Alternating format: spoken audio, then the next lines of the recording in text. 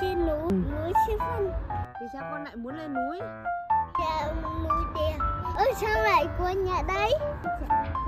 Trời ơi, chúng ta ở trên trái đất chứ. Trái ba của trên trái đất đúng không? Ừ, đúng rồi. Đẩy quay đít như xe đúng không? Theo con nghĩ radar có tác dụng gì? Để sơ đoái sơ điết. Thì nhưng nó mà sẽ trái ba của ngoài hành tinh. ơi, Ngoài hành tinh cũng có trên trái đất đấy. thế á? Ở chỗ nào?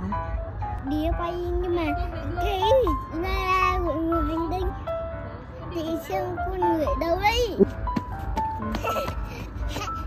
Về được chưa? Về đi đâu? Về quê. Về quê.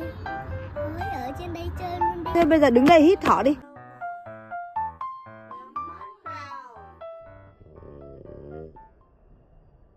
Con hít thở con cảm thấy thế nào?